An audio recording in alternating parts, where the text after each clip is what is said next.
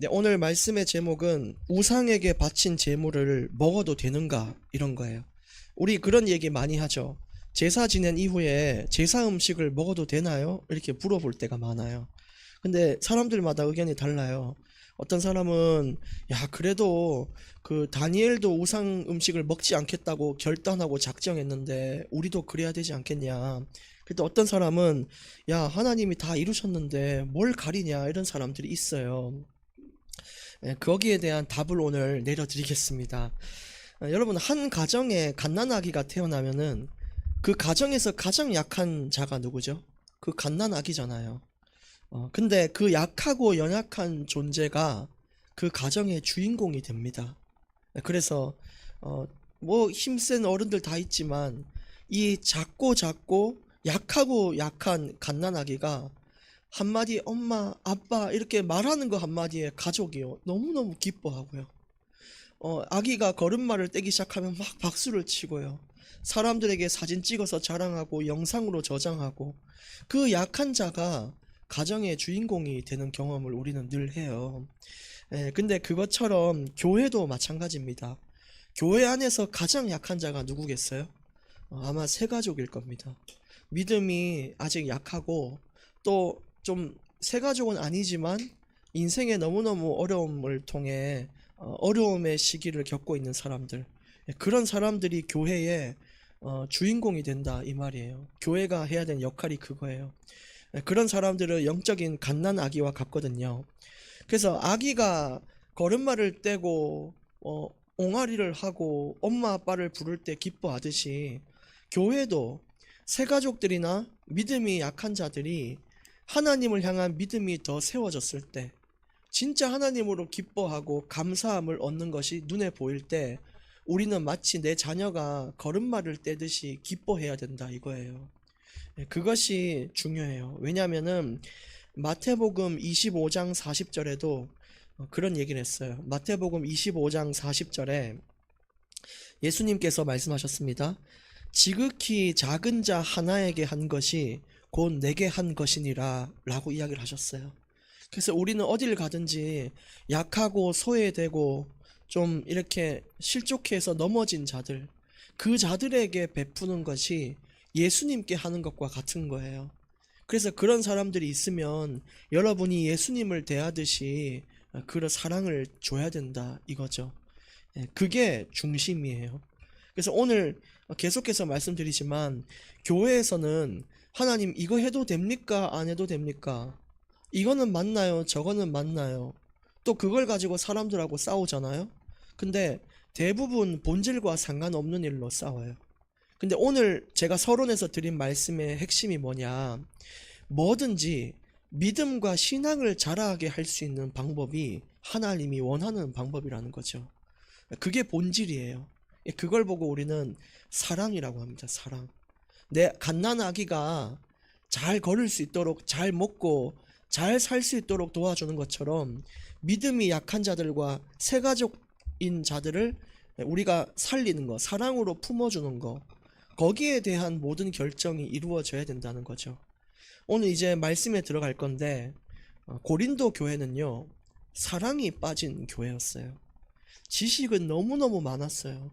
이건 해야 된다 말아야 된다 뭐 원칙도 많고요 계명도 막 이렇게 하고요 율법도 이렇게 하고 했는데 그 안에는 옳고 그름만 있고 사랑이라는 게 빠졌어요. 여러분 뭐가 옳고 그른 겁니까? 답이 정해져 있나요? 사실 그렇지 않아요. 어떨 때는 영적인 융통성을 발휘해서 이게 맞더라도 다른 방향으로 갈 때도 있단 말이에요. 안식일에 일하지 말라 그랬다. 그럼 일 안 하면 되죠. 근데 안식일에 누군가가 죽어간다면은 그 사람을 그냥 둬야 됩니까? 그게 영적인 융통성이에요. 하나님이 원하는 게 뭐겠어요? 일 쉬라고 해서 쉬는 자가 좋아하겠습니까? 쉬라고 했는데 죽어가는 사람을 살리는 선한 일을 한 게 맞겠습니까? 후자가 맞다 이거예요.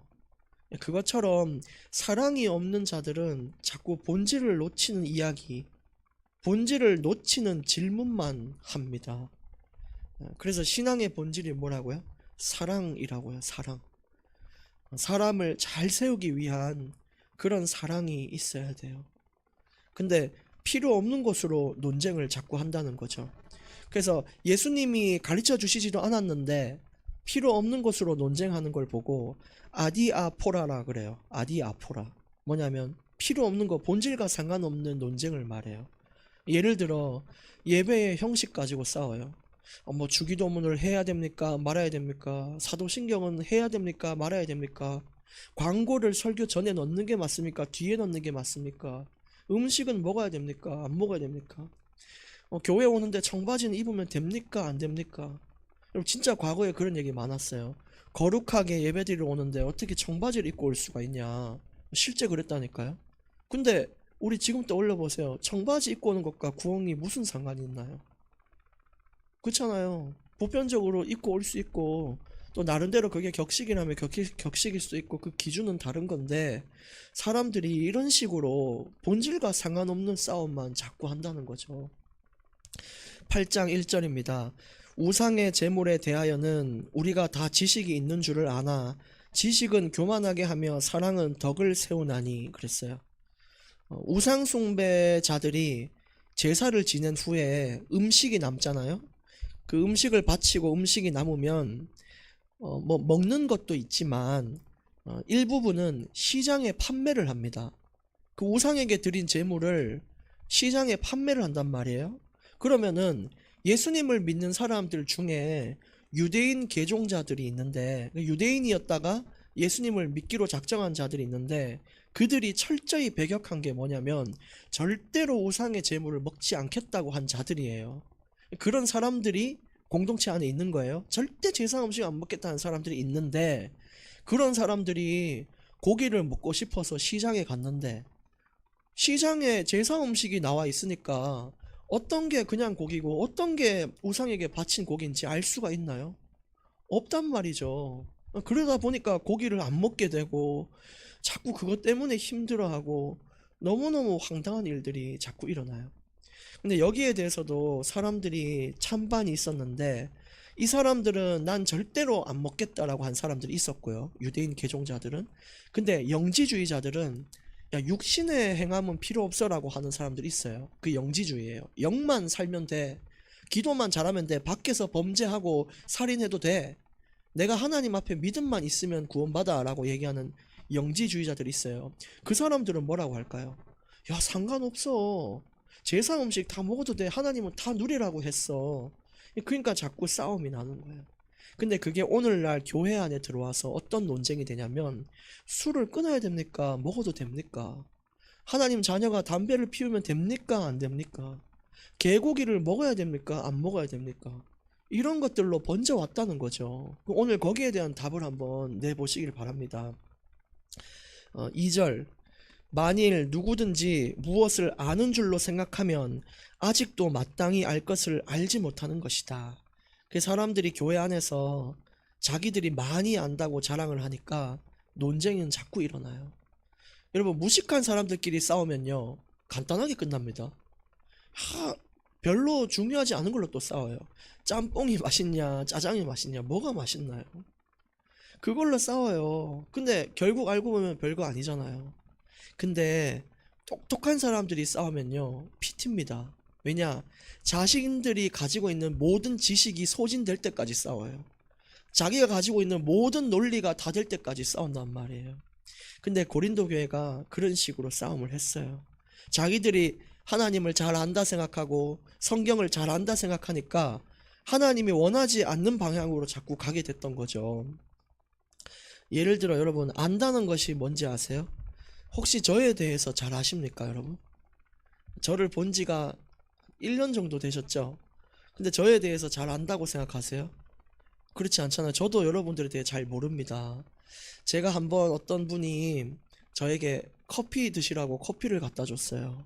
근데 제가 그때 위장병을 앓고 있었기 때문에 커피 안 먹습니다 이렇게 얘기를 했어요. 근데 그 다음부터 계속 어디 신방 가거나 할 때 사람들이 제게 커피를 주잖아요.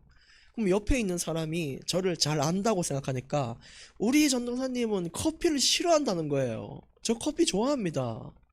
근데 그 한 번의 지식이 모든 데이터와 통계가 돼버린 거예요. 우리 전사님은 커피 주지 말라고. 저 커피 좋아하거든요. 그때 너무 먹고 싶은데 그래가지고요 둥글레차 마셨다니까요. 근데 우리가 생각하는 하나님이 그렇다는 거예요. 내가 하나님을 더 체험하고 하나님과 교제하고 소통하고 함께 나눌 때 그분을 알 수 있는 건데, 그냥 내가 지식으로 아는 하나님을 통해 결론을 내어버린다는 거예요. 그래서 그들은 하나님은 이런 걸 싫어해, 하나님은 이걸 좋아해라고 결론을 내어버리고 사실 하나님의 뜻과 의도를 전혀 몰랐던 거예요. 옳고 그름만을 따지는 것이 하나님이 아니에요.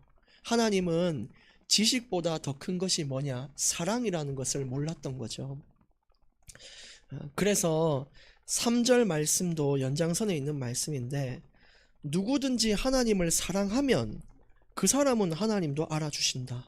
그래서 하나님을 알고 내가 다른 사람을 안다라는 것은 그냥 그 사람의 말로써 아는 게 아니라 그 사람과 함께 교제하고 같이 놀아보고 같이 잠도 자보고 같이 목욕탕 가보고 그러면서 이 사람이 이런 사람이구나라는 것을 알아가는 거예요. 평생 알아가야 되는 거죠. 그러니까 여러분, 하나님을 지식으로 알지 마시고 진짜 하나님을 사랑할 때 그분을 알 수 있습니다. 진짜 그분을 만나는 축복이 저와 여러분의 있기를 원합니다. 그래서 4절, 근데 이제 고린도 사람들은 그런 사랑이 없이 지식으로 하나님을 알았던 거예요. 4절, 그러므로 우상의 제물을 먹는 일에 대하여는 우리가 우상은 세상에 아무것도 아니며 또한 하나님은 한 분밖에 없는 줄 아노라. 무슨 뜻이냐면 사람들이 하나님을 안다 해놓고 모르는 거예요. 모르니까 하는 이야기가 우상에 대한 두려움이 있었던 거죠. 우상은 신이라고 여겼잖아요, 사람들이. 근데 오늘 말로서는 뭐죠? 하나님밖에 신은 없다. 그럼 우상에게 바친 음식이 너희들에게 어떤 효과가 있냐? 뭐 배탈이 나겠냐? 아니면 너희가 구원에서 탈락되겠냐? 너희들이 어떤 뭐 근심 가운데 쌓이겠냐? 아니라는 거예요. 제사 음식은 아무런 상관이 없다라고 이야기를 하고 있는 거예요. 허구의 우상 자체도 허구입니다. 아무 능력이 없어요. 그냥 형상일 뿐이에요. 5절, 비록 하늘에나 땅에나 신이라 불리는 자가 있어 많은 신과 많은 주가 있다. 너희들이 하나님 외에 신이라고 불리는 자들이 많다 이건데, 지금도 보면은 신천지의 이만희, 또 이만희 보면은 자기가 보혜사 성령이라 이렇게 얘기하거든요. 평강의 왕 이렇게 얘기하고요. 안상홍, 여호와의 증인, 뭐 하나님의 교회 이런 사람들. 그 다음에 JMS 지금 감옥 가 있는데 정명석, 사람일 뿐인데 그분과 잠자리를 가지는 것을 영광스러워하고 그분과 식사하는 걸 두렵고 떨린단 말이에요. 그냥 인간일 뿐인데 말이죠. 그래서 여러분, 제사 음식 이런 것들은 아무런 상관이 없습니다. 6절, 그러나 우리에게는 한 하나님 곧 아버지가 계시니 만물이 그에게서 났고 우리도 그를 위하여 있고 또한 한 주 예수 그리스도께서 계시니 만물이 그로 말미암고 우리도 그로 말미암아 있느니라. 하나님은 우상과 비교조차 안 되는데 우리는 자꾸 비교를 해요. 마치 하나님과 사탄의 대결인 것처럼 그렇게 볼 때가 있거든요. 물론 맞는 말이기도 해요. 사람들이 하나님을 택하지 않고 자꾸 우상에게 미혹당하니까 둘 중 하나다 이런 의미에서 대결이다 맞는데, 근데 질문이 틀렸죠. 하나님이 이길까요? 우상이 이길까요? 대한 질문이, 이 질문 자체가 틀린 거예요. 당연히 하나님이 이기죠. 근데 우리는 돈이 우리에게 유익을 줄까요? 하나님이 우리에게 유익을 줄까요? 라고 나도 모르게 고민을 하며 살아요. 그게 지금 이런 거예요. 비교조차 안 되는데 경제와 하나님을 비교하고 그렇게 산다는 거예요. 그러면 안 되죠. 7절, 그러나 이 지식은 모든 사람에게 있는 것이 아니므로 이들은 지금까지 우상에 대한 습관이 있어 우상의 제물로 알고 먹는 고로 그들의 양심이 약하여지고 더러워지느니라. 근데 이렇게 앞에 말한 모든 말씀들을 그리스도인들도 몰랐던 거예요.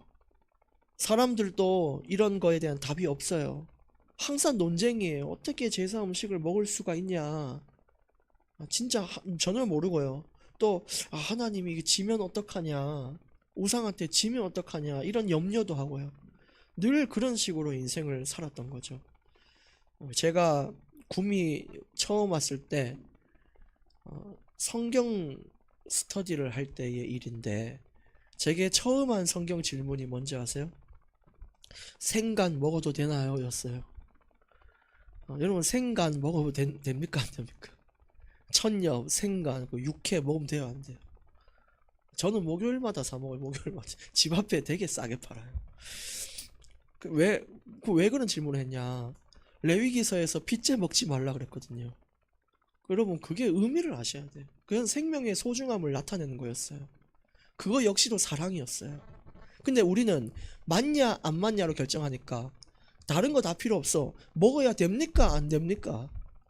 항상 그런 식으로 사는 거예요. 하나님의 뜻을 헤아릴 수가 없어요.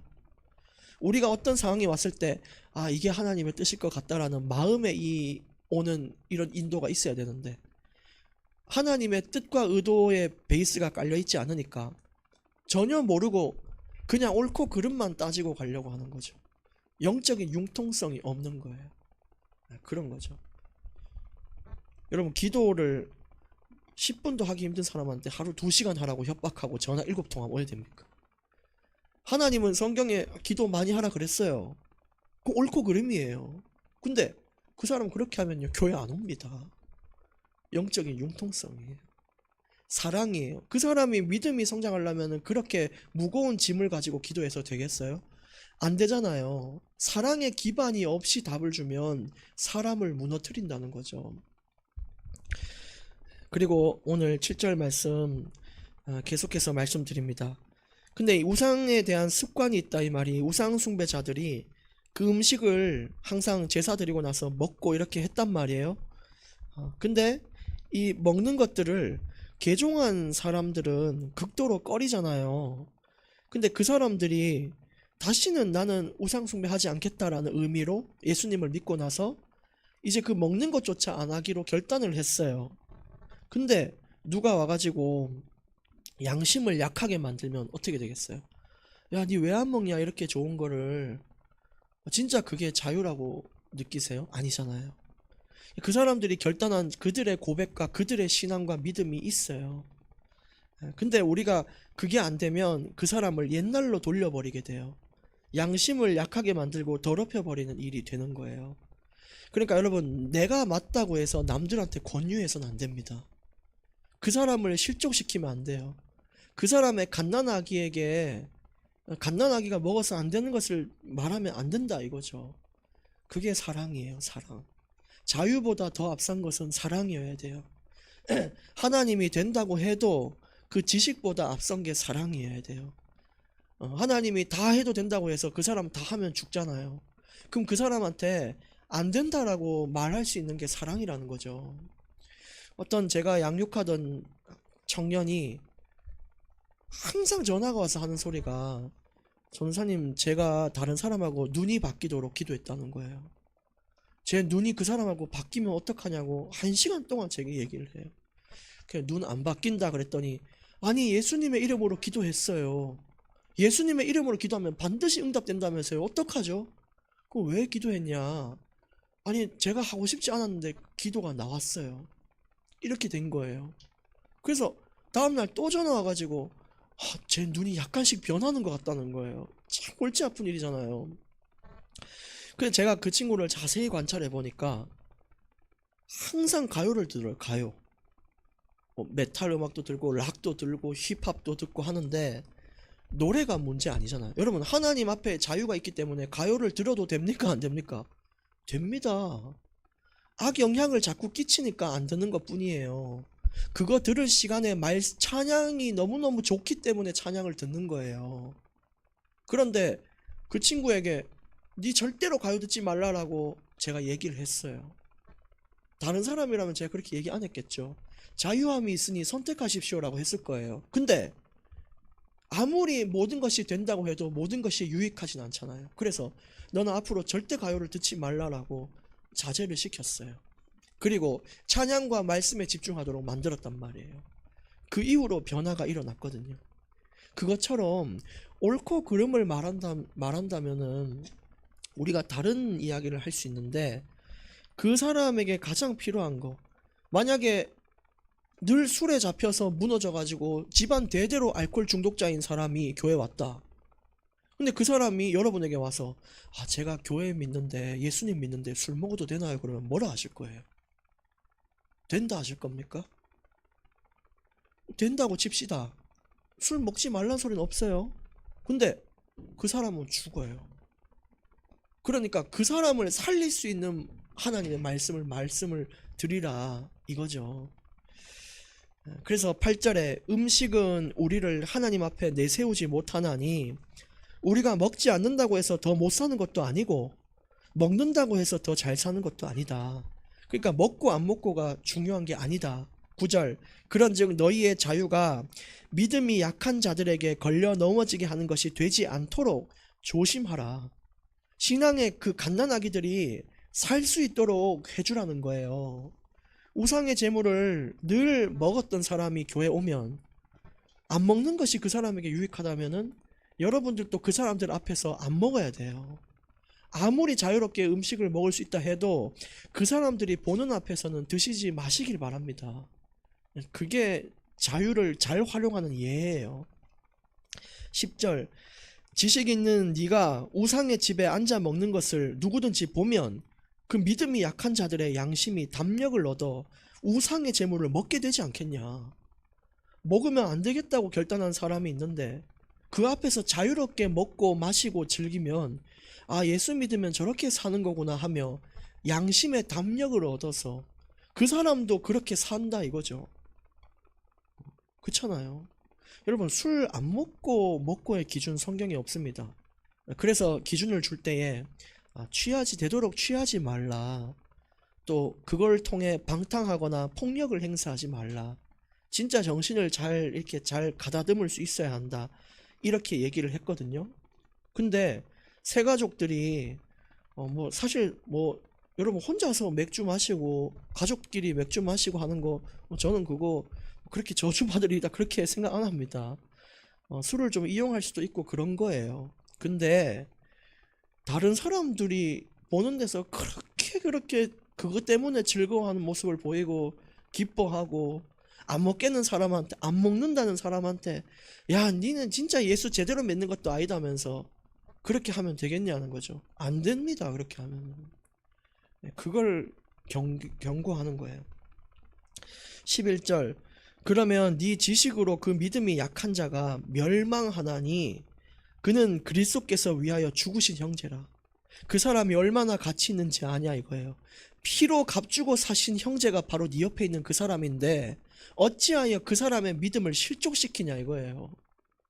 네 옆에 있는 사람이 얼마나 가치 있는 자인지 아냐. 예수님이 그분을 위해 죽었다. 네 옆에 있는 그 사람을 위해 죽었다 이거죠. 12절, 이같이 너희가 형제에게 죄를 지어 그 약한 양심을 상하게 하는 것이 곧 그리스도에게 죄를 짓는 것이니라. 그래서 그 사람에게 하는 것이 누구에게 한 거죠? 예수님께 죄를 짓는 것이라는 거예요. 오늘 마지막 13절입니다. 그러므로 만일 음식이 내 형제를 실족하게 한다면 나는 영원히 고기를 먹지 아니하여 내 형제를 실족하지 않게 하리라. 바울이 결단하고 고린도 교회에게 말했어요. 그러니까 내가 선택의 자유가 있지만 술을 마실 수 있고 안 마실 수 있고 제사 음식 먹을 수 있고 안 마실 수 있고 담배 필 수 있고 안 필 수 있고 자유가 있어요. 모든 것이 가하나 그것이 다른 사람의 믿음을 잃게 만든다면 내 자유를 포기하겠다라고 이야기한 겁니다. 그래서 우리는 나만 잘 사는 그런 것들이 아니라 내 주변의 사람들의 믿음과 신앙을 북돋을 수 있는 그런 인생을 걸어가야 한다고 말하고 있는 거죠. 오늘 결론 말씀 세 가지를 드립니다. 첫 번째, 이웃의 본이 되자예요. 이웃의 본. 이거는 다 포함입니다. 가정도 포함이고요. 교회 안에도 포함. 주변 모든 사람들 앞에 본이 돼야 됩니다. 그러면 그 사람들은 변화되게 돼 있어요. 나를 통해 사람들이 하나님을 알 수 있도록 내 행동으로 보여주는 것이 중요합니다. 옆집 사람이 나를 아는데 내가 예수 잘 믿는 거 아는데 어디 가서 전봇대에 노상방뇨하고 있다. 여러분 이거 본이 절대 안 되잖아요. 예, 그렇게 돼서는 안 돼요. 그거랑 마찬가지인 게 우상의 제물에 대한 이야기였어요. 두 번째, 믿음이 약한 자를 도와라 입니다. 믿음이 약한 자들. 그래서 앞으로 여러분 새가족들 오시면 좀 신경을 잘 써주십시오. 그가 성경을 가지고 있는지 없는지.